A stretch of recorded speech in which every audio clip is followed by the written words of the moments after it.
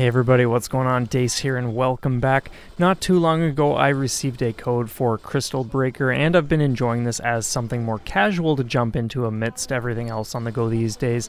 So today we'll cover how it works and my overall thoughts so far. A huge thanks to the developer for sending me a copy of the game.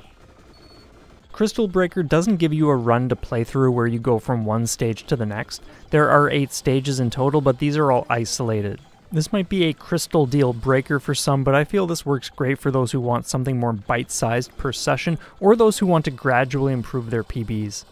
You have 2 characters to choose from, Layla, who pilots a ship with a longer attack range but a weaker shot, and Jenny, who flies a craft with a shorter attack range but has a more powerful shot. You'll see plenty of power-up items and can collect these to power up your shot to a maximum of 3 levels.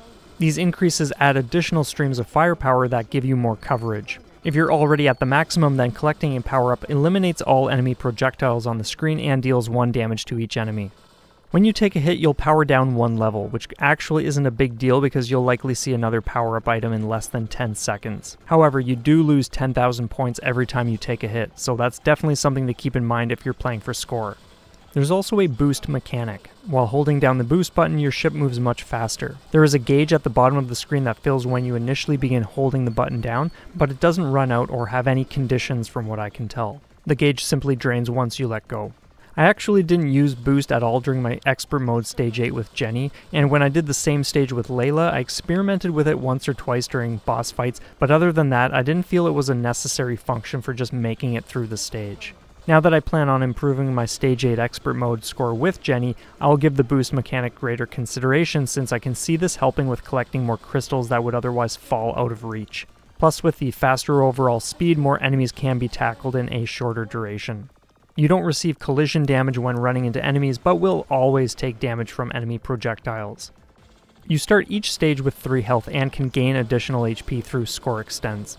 Crystal Breaker includes a rank system where rank increases as time passes. There are 5 levels of rank, and with each increase, enemy attacks become more powerful.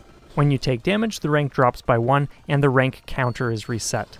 If you're playing on hard mode, rank increases faster, and on expert, rank is locked in at 5 for the entire session. The rank is always shown in the bottom right of the screen, and above it a distance meter that shows how far you've made it through any given stage. As for scoring, there are tons of enemies and objects to destroy, including plenty of bonus items to zero in on. The yellow panels are worth 10,000 points, you can continue to blast the pink ones to have a burst of additional crystals, and there are some secret bonuses as well, like the cat face, which is 50,000 points, or even one of the developer. You can receive a special bonus of 80,000 points if destroying certain enemies while meeting specific conditions. There's also a chain system that revolves around both enemy and ground panel destruction. And if you build your chain up to 50, you'll receive a chain bonus of 70,000 points. You can also get a boatload of crystals by doing things like hitting bosses at close range or simply destroying certain enemies like larger sized units. Furthermore, when you collect 100 crystals, you get a crystal bonus worth 100,000 points, but you also lose some crystals when taking damage. Boss fights have a time limit, so if you don't bring a boss down before the time expires, you don't get any boss destruction score. But the faster you bring down a boss, the more bonus you receive. The game includes online leaderboards, and seeing where I stand always inspires me to push further, even if I'm not going all out with scoring. What I like about Crystal Breaker is how engaging the gameplay is when you take a more aggressive approach with point blanking. I like Jenny the most because of how fast and efficiently she can bring things down with this approach in mind.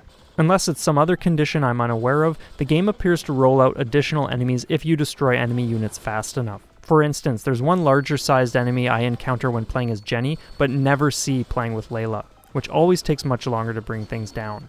I feel the boss attacks could have been a little more varied, but at the same time, their simple behavior allows you to focus more on scoring, so in that sense it more strongly aligns with the game's direction.